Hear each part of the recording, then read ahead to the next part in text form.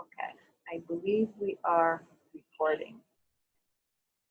Okay, so can you see my screen, Nick? Yes, perfect. Thank you. Okay, great, great. So we are a little bit behind because for some reason we don't have everybody with us, but we're recording so that when people have a chance, they can get on and catch up with us. And it's about 20 after 5 now, so we'll be on for about 40 minutes. Okay. So I went over this with Nick, but I'm going to go over this again for the benefit of the team. And I'd like to propose a 30-day challenge for everybody. 30 days from today, or whenever you get this video, 30 days from today is April 1st. So when you get this, just count 30 days from whenever you're hearing it, hopefully later tonight or early tomorrow. What I'm going to ask everybody to do is pick one goal, something you want to achieve and that is achievable in the next 30 days. So sometimes we set 90-day goals, but I think that for starting off, let's start with a 30-day goal. So Nick, if you just want to chime in, if you have a thought on what your 30-day goal might be, what would you think you might pick for a 30-day goal?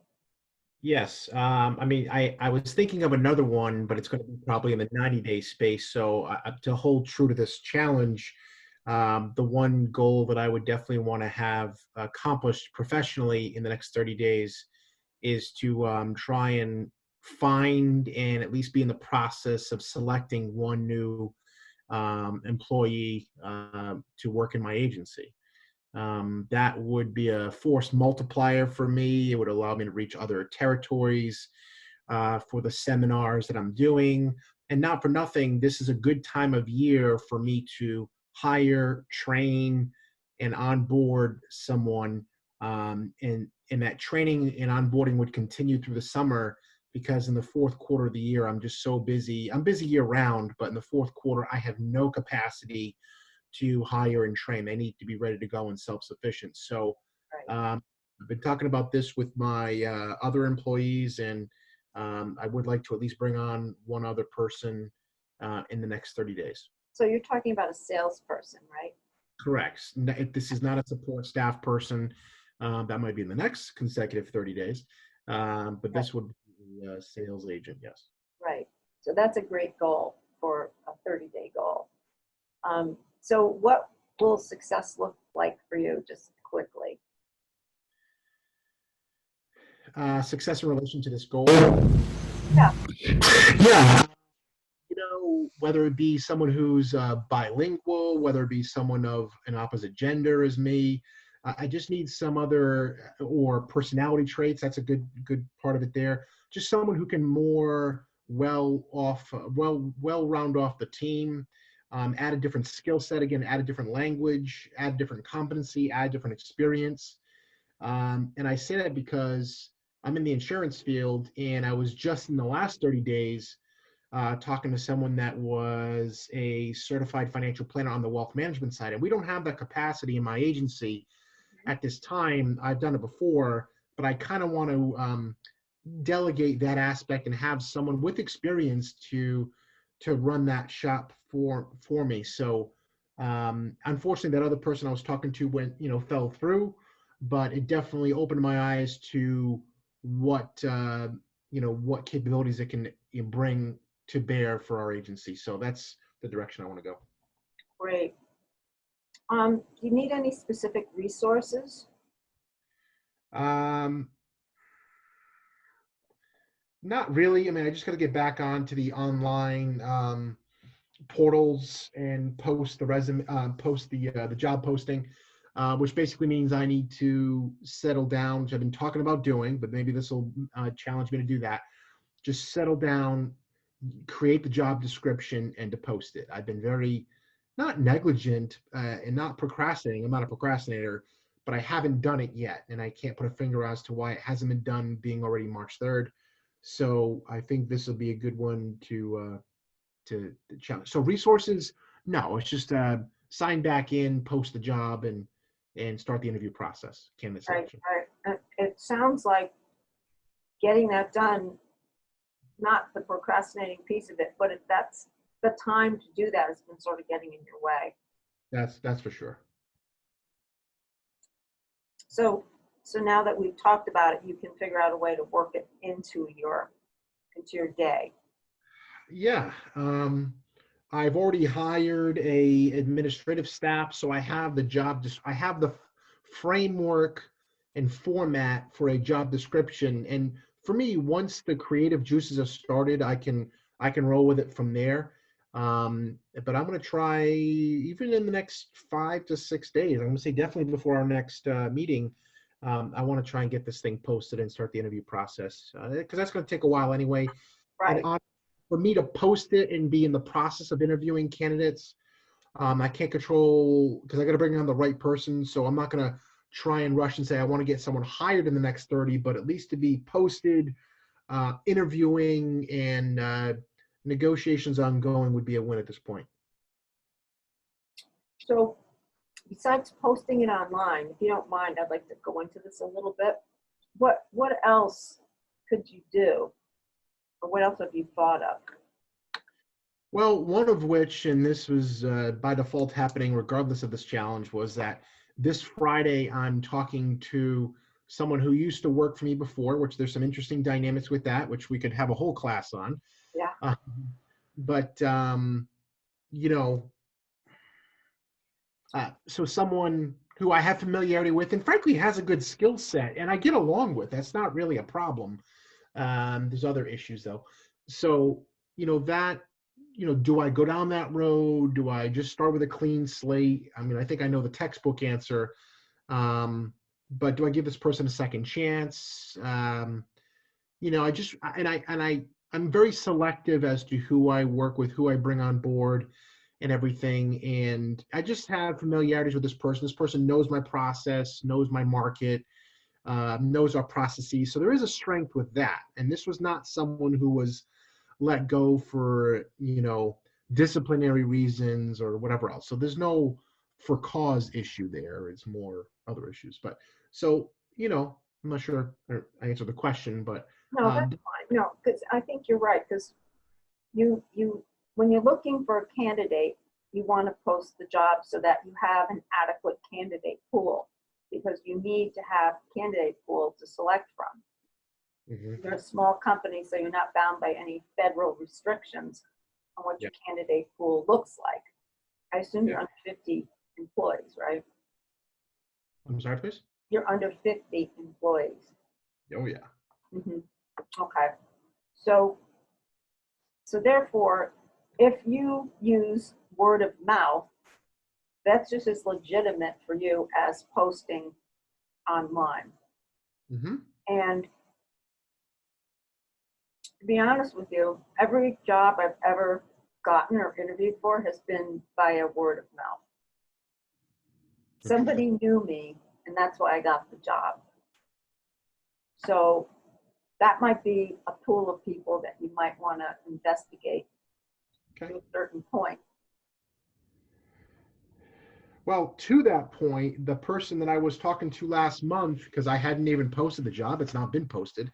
It came up at a networking event, and it turns out I talked to this guy's wife. The wife says, "Hey, my husband is in that field. He's not happy where it is," and she came in for her own reasons, not for an interview. And then he came over for an interview, and I had 3 separate interviews with him and ongoing dialogue. So it was a word of mouth, and it seemed up until the last day that it was going to be a hire and go well.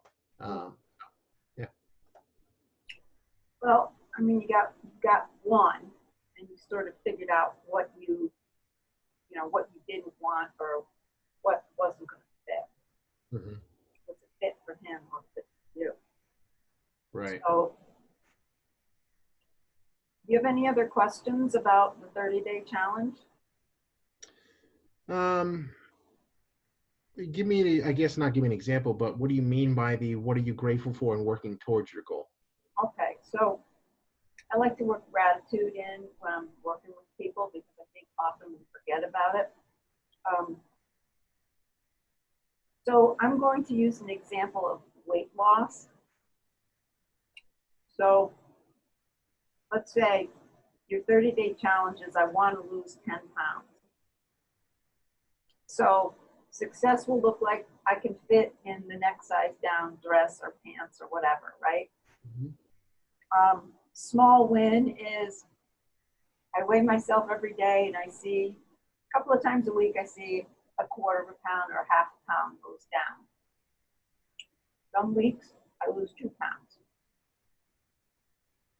What resources do I need? I need to go grocery shopping. I need to buy all the right stuff. I might have to join a Weight Watchers group.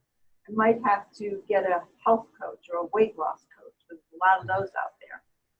I might need somebody to be an accountability partner. What might stand in the way? Well, temptation. Going out to a lot of networking meetings. The food is not, it's pizza and little snacks and nachos and all that kind of stuff. It's not the healthiest food. And if you have a glass of wine or a beer or whatever, a cocktail, that's going to blow the whole thing up. So those 2 pounds you lost last week could come right back on again. So that's going to be a barrier. So I've got to learn how to handle that. Yeah. So I don't succumb. Like I got to eat something before I go, or I've got to, just get a Diet Coke or whatever and not even look at the pizza. Yeah. So what would I be grateful for? Well, I'd be grateful if I had the right guidance, because maybe I just really couldn't do it by myself. I'd be grateful if I see that my clothes are starting to get loose after a couple of weeks. Like, wow, I'm really happy about that. Like, I need a belt to hold my pants up because they're falling down. I'm grateful for that. I'm grateful that we cleaned the house out of all the garbage food, all the junk food. There are no chips, no cookies, no crackers, no ice cream. There's none of that stuff in the house. So I'm grateful that I don't have to fight that every day. I'll give you an example. My husband loves to mix nuts. So he'll mix up a big jar of nuts, mix all different types of nuts, and then he puts raisins and cranberries in it. Well, I love that. And every time I eat it, it ruins my dinner. Like, then I can't eat dinner. Then I don't feel well later on in the evening. So I didn't want to look at those things. So now when I see them out on the counter, I put them away. So I don't even have to look at them. So I'm grateful that I have the discipline to not go near those things for a number of different reasons, right? So that's the kind of thing. In your case, you might be grateful you found the right candidate. You might be grateful that somebody else on this call might say, hey, have you looked into this, or have you tried that, or so-and-so, or he just moved into town, he had a business, his wife got transferred to Brown University, he had his own business, he had to sell, he's looking to hook up with somebody else in the same arena. Right. You'd be really happy about that, right? I agree. Yeah. So that's what I mean by gratefulness. It's recognizing the good that comes out of your efforts. Okay. So you measure success by how your progress is. So you measure success because you had a couple of small wins. They had a few really good interviews. Maybe they didn't pan out, but your juices are now flowing. So you interviewed people and now you're getting more of a knack of what you want to ask the person, what you're looking for, and you might even figure out what you don't want when you meet some people. Might be a great candidate. I had this happen to me when I was interviewing at Raytheon. I was interviewing an admin, and she came in for the interview. And as she was speaking, I realized she had a pierced tongue. So I said to her, you can't have a pierced tongue here. If you want to work here, you got to get rid of the piercing. And then another one was wearing the midriff type tops. So I mean, perfectly smart, you know, great college students and all that, but I didn't want her belly button showing. It was very unprofessional in that kind of environment. So I learned, and I actually got in a little trouble with that girl.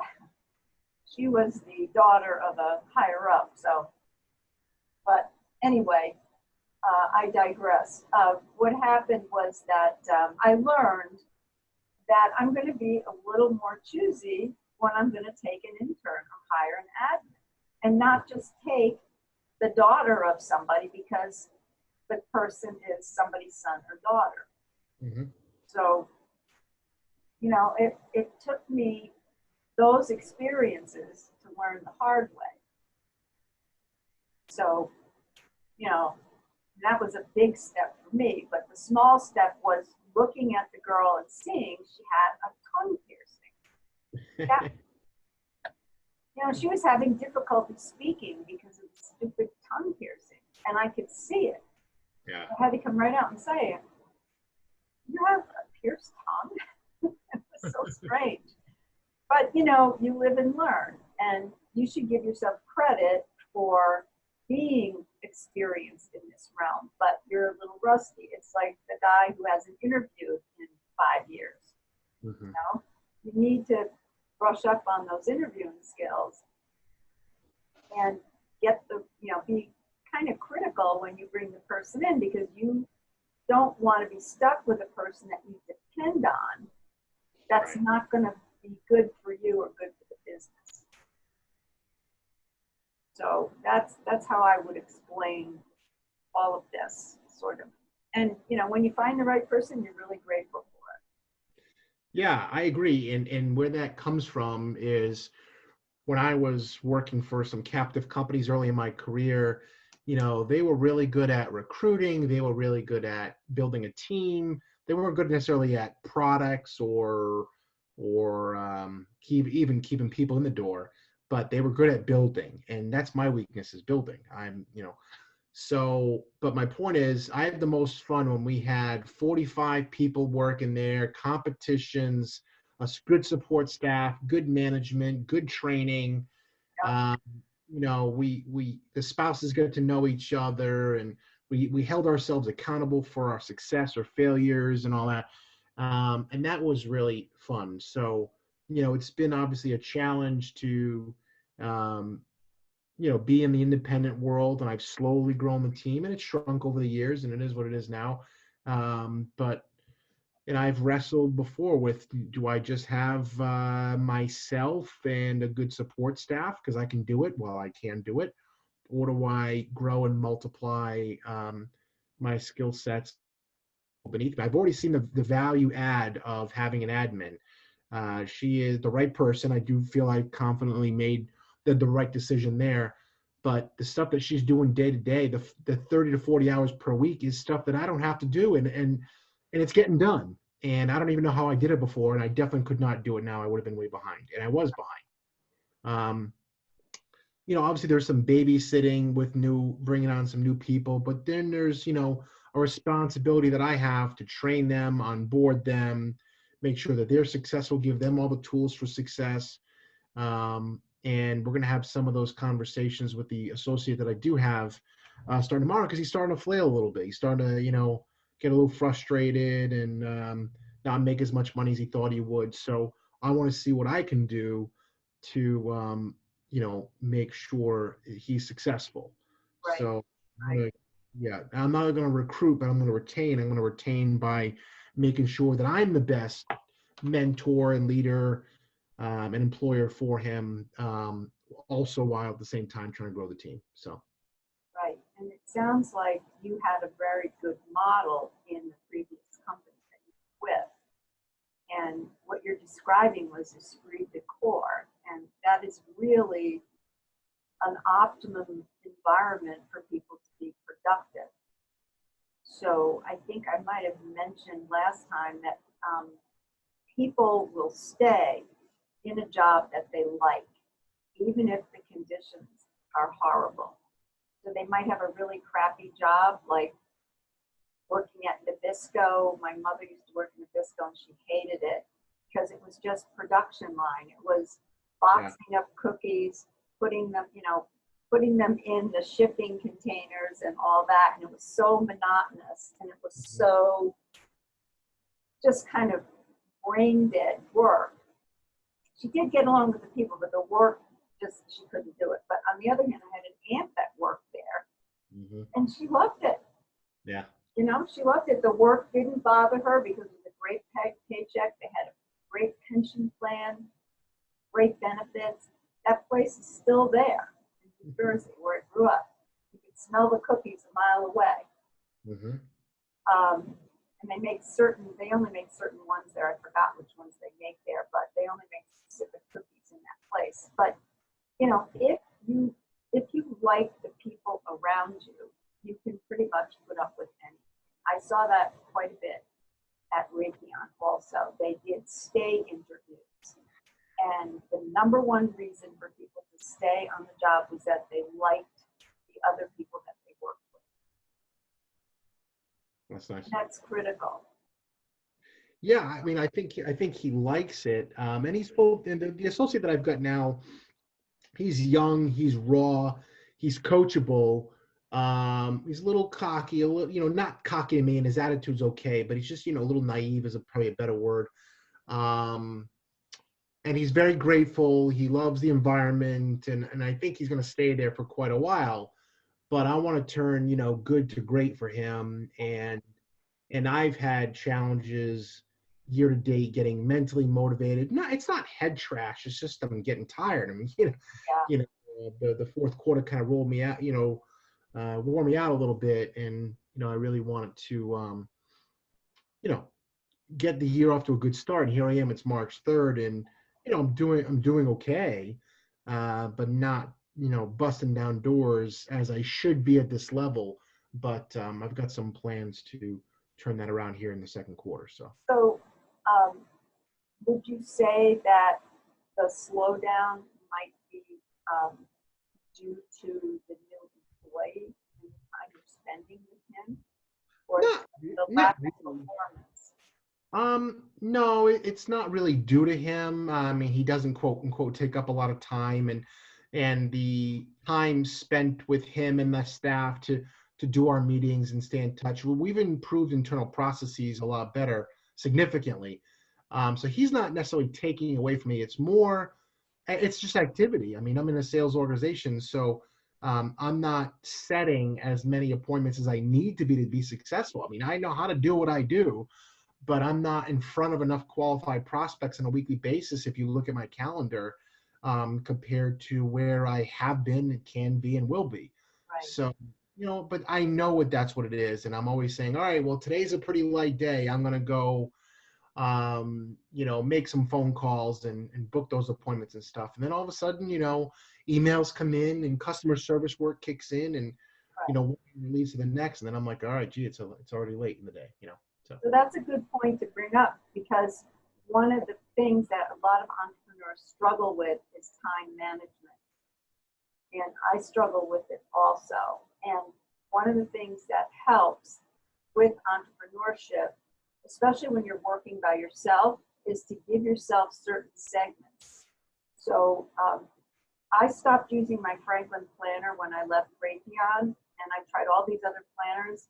So my husband came upstairs one day and goes, "Look what I found in the basement, my old Franklin planner with my name on it." And I said, I'm going to start using that again.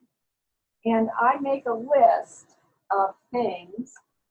You probably can't see it that well, but I make a list of things that I need to do every day, even if it's just call the doctor. And so I'm not that great at follow-up either. So I was on my mastermind this morning, and the suggestion was create a spreadsheet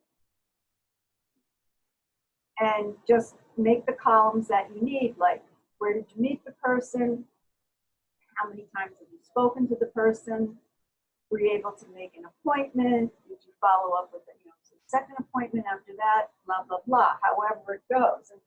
And truly, with cold individuals, cold leads, it takes a long time to warm them up. Yeah. You know, they don't warm up in one or two contacts. So, I mean, I have young ladies contacting me from LinkedIn because they want my advice and they want my guidance, and you know, they want somebody who's been in the business a little bit longer.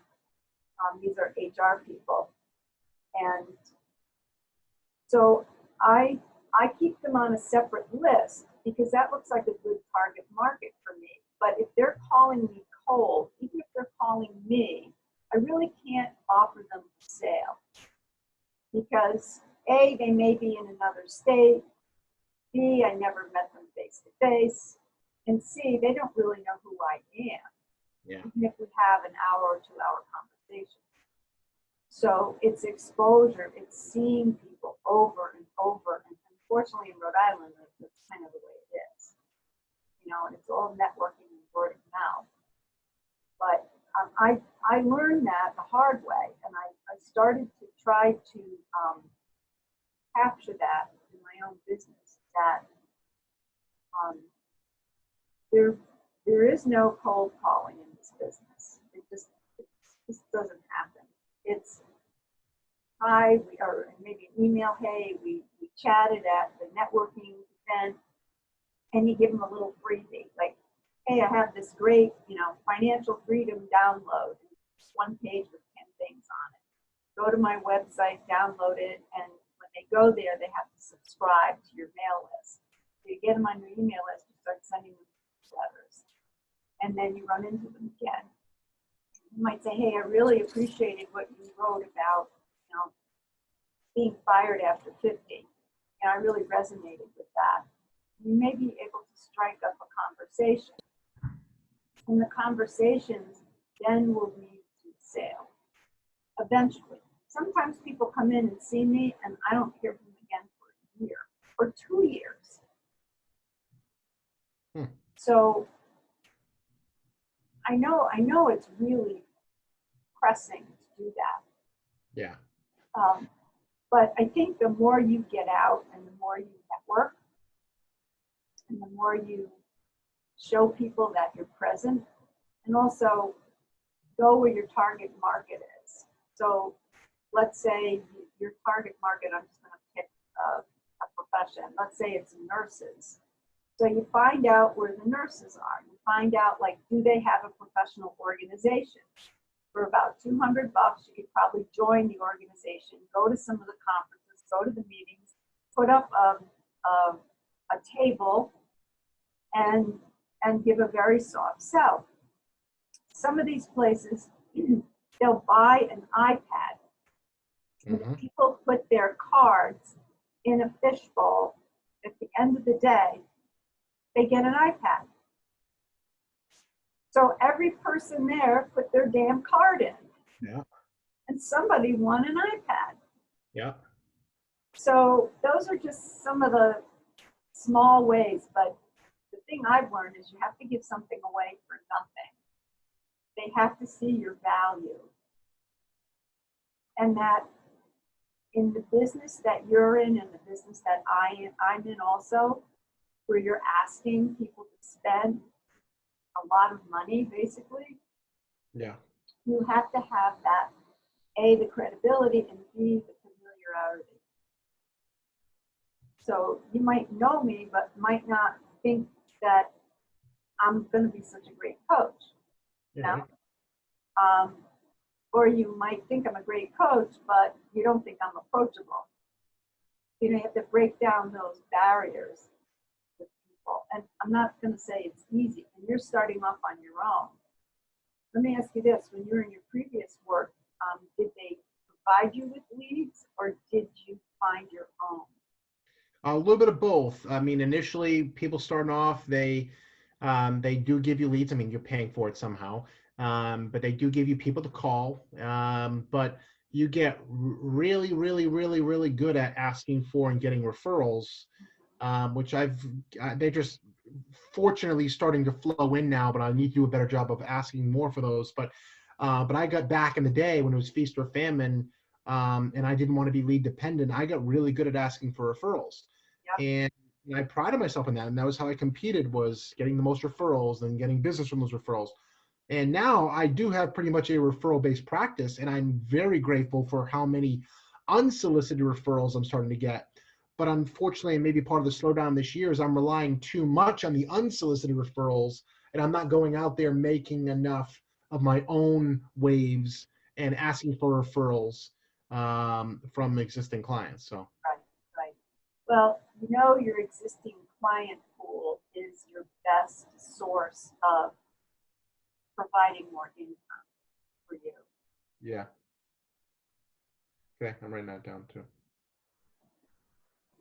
I forget, there's a name for it. I can't remember what they call it now, but there's a specific name for leveraging your existing client pool.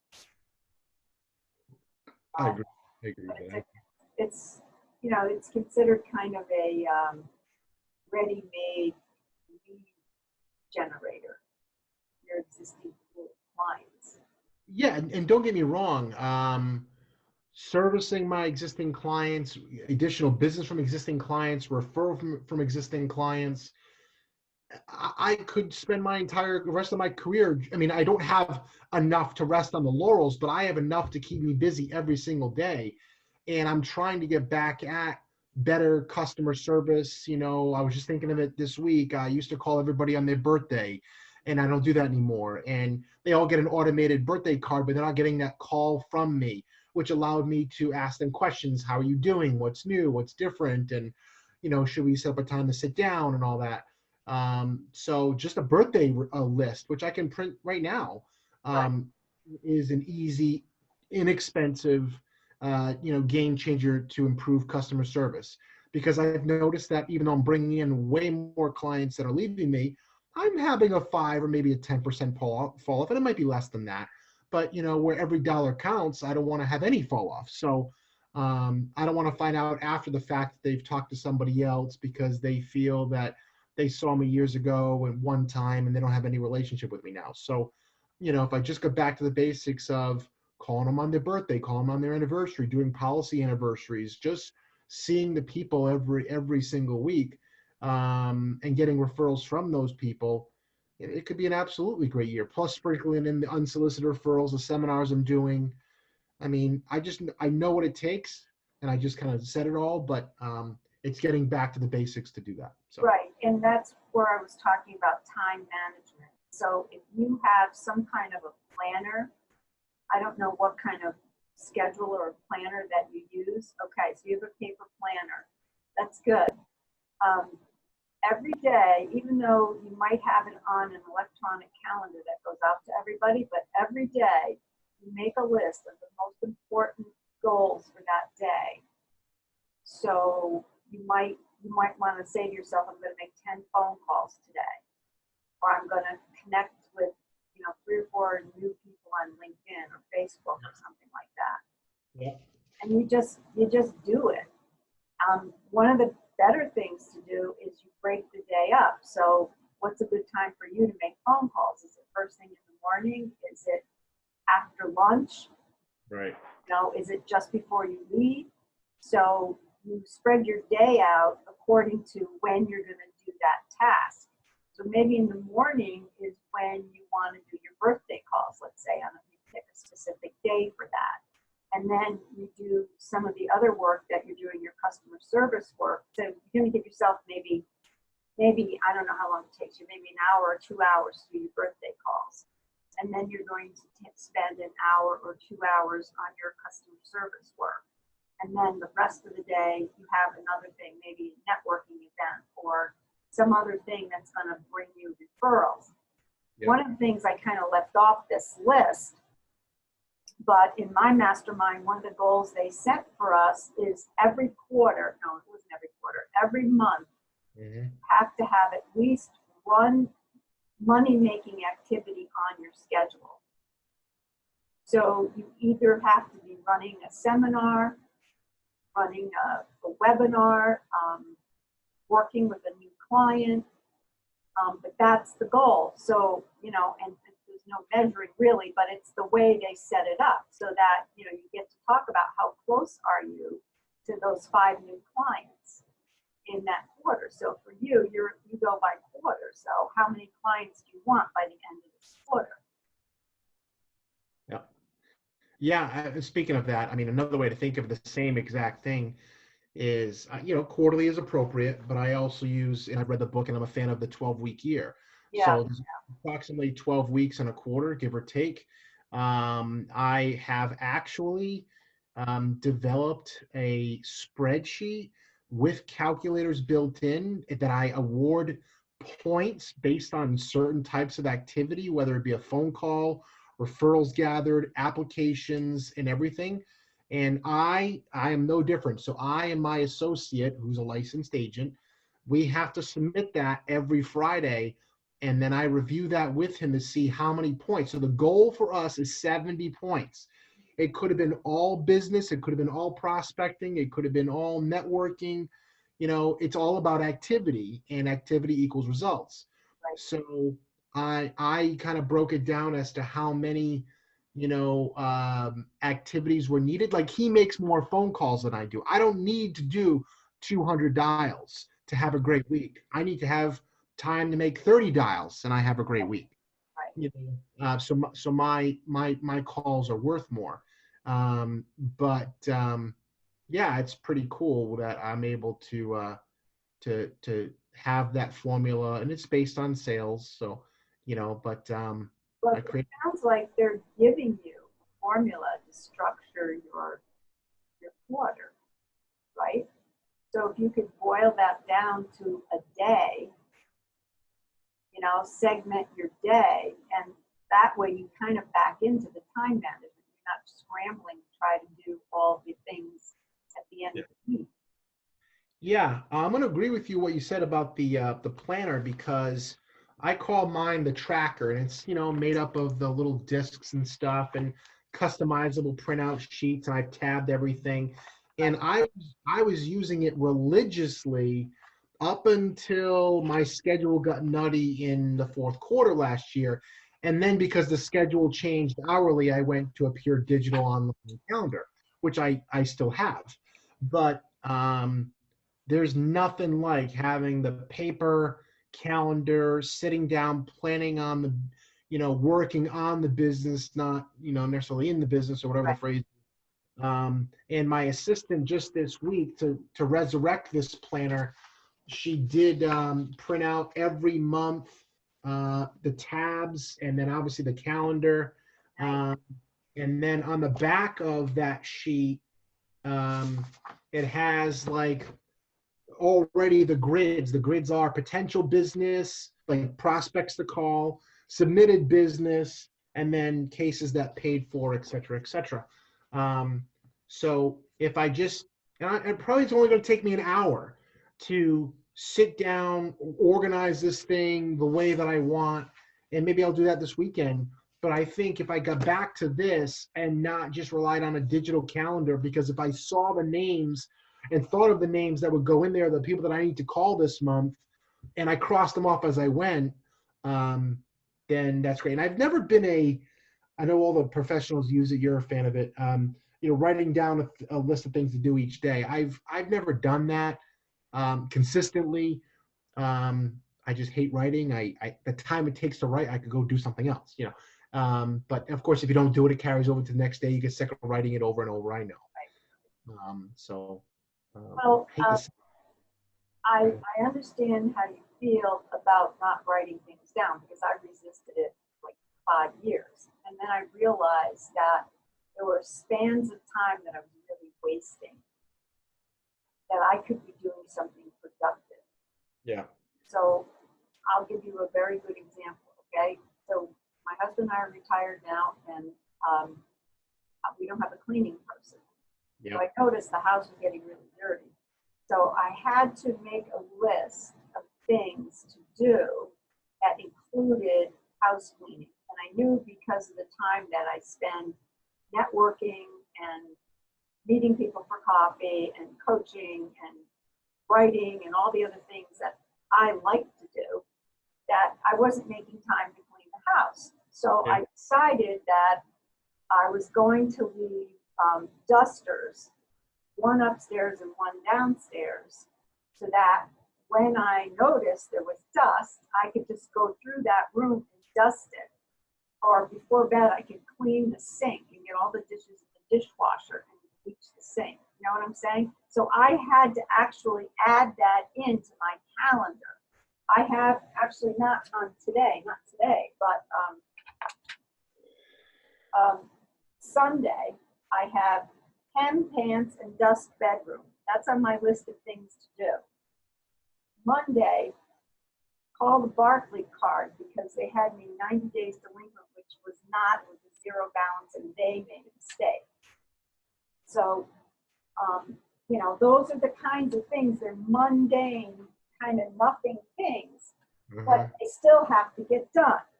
And how do you work that into your schedule? You have to write it down so that you have that book open. You glance at it and say, oh, you know, the day went by and I never had those pants. Now I'm going to have to wear a pair of really uncomfortable shoes. Pants are too long. See what I'm saying?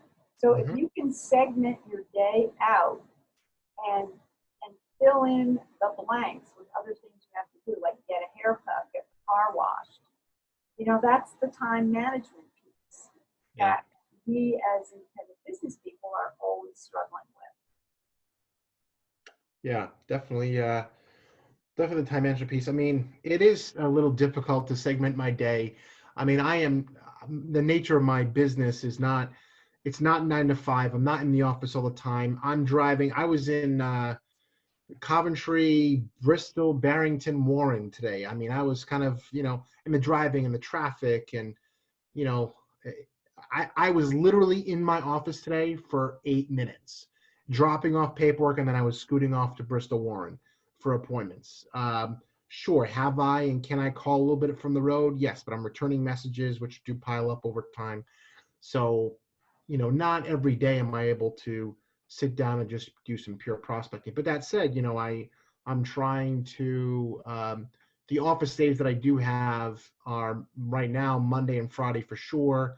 They tend to be a little bit of Wednesday because my associate, he comes in, he's still in school, so he only works for me 3 days a week and he does school 2 days a week. So I'm very fortunate to have him on Monday, Wednesday, Friday. So I try and do those, you know, as office days where I'm kind of leading by example, showing them how I make the calls. But again, once I sit at the office, the emails pile in, customer service, one thing leads to the next, and then before I look at the clock, it's 3 o'clock and I got nothing done. That's happened so much. Right. So here's another suggestion that you can do, that you can use. I don't know if you can still see my screen or not. Yeah. You see how these icons are all down at the bottom here? When I move my cursor up, they go away. So I don't see those, and I keep them all closed. So once a week, I have to write a piece for Nancy Thomas for Rhode Island News Today. Okay. And I need about like 2 solid hours of no interruptions to get it done, even if I'm repurposing something. So I learned to keep these all down here and all closed, and they don't pop up. Like somebody sent me messages right here. I didn't even look at them. Oh, okay, Mark, sorry I couldn't jump in on the meeting. Something else came up. Okay.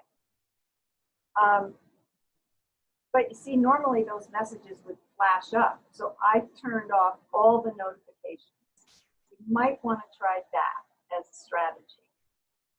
Where's that? I wasn't following some of that. So you turn off notifications. Where is that? You can, well, you go into settings. Oh, for the email? For everything. You go into settings and see how it says notifications. Well, I mean, it's just the emails pop in on the phone, or if I've got the email inbox open on my screen, you know. Well, don't open it on your screen. I know. That's as simple as it gets. So that's where that whole piece of you're in control of your time. You're in control of what you're doing. So that's the piece about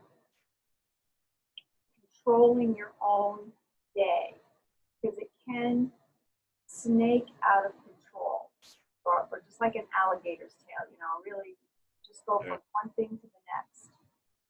And you know, it is completely out of your control. And so, like you said, 3 o'clock comes along, and you didn't even get the haircut you wanted because you got so distracted by emails and other things. Mhm. My phone is always off. My phone does not ring. It does not ring. That's why God invented voicemail. You know, it's I have it turned off, and it doesn't ring because if I'm talking to somebody like you on the phone, I don't want a phone ringing in the background. Yeah. I don't want to be interrupted. I don't want a buzz that tells me somebody's trying to reach me. No, I'm just not, you know, that's the whole piece of focusing on what you're doing. Because, and the other thing that it helps with is it helps your mental state. It helps you calm down. You don't get so frazzled. And so you have a sense of accomplishment. You have the sense that you did the 20 calls in the morning that you set forth to do. Mhm. When you're done, let's say at 11 o'clock or whatever time it is, then you look at your email. Then you listen to the voicemail. Yeah. How's that sound? Yeah, some good nuggets there. Thank you. So the thing is, me telling you this is, it's not you owning it. That's why we're not supposed to tell people what to do. But it's a suggestion, it's a recommendation. But you have to own that because nothing is going to change unless you embrace a piece of it. Unless you say to yourself, however you want to do it, I'm going to manage my own time. Yeah. I'm going to control my own. It's like dieting. It's like, am I going to let this box of cookies control me? Or am I going to control the box of cookies? Really? You know, how can a box of cookies control you? You can throw them in the trash, you can put them in the cabinet, whatever. Mhm. You see what I'm saying? But Yep. you have to gain that sense of control. It's just like being in the military, you know? You got to be on top of things. You got to be on top of yourself before you can lead anybody else, Roger that. right? Hmm. Okay. So I think we made a great recording for our other folks. Well, they don't know what they're missing. They don't know what they're missing, but you got a whole hour of coaching, 40 minutes of coaching out of it. I want to thank everyone for paying for my private coaching lesson. I'm going to cut that part out. All right. So we're not meeting next week, but the following week, and you won't be around. Okay. Is there any possibility you could dial in on the phone? On which date, please? The 17th. No. No. No possibility of that. All right. I, So I'm going to have to go because I have another client coming in. yeah. So we will chat later. Let me know how you're doing with your goals. All right. Okay? I'm going to work on my schedule and post the job. So yes. That's great. Bye, Nick. Take Thank you. care. Thank you.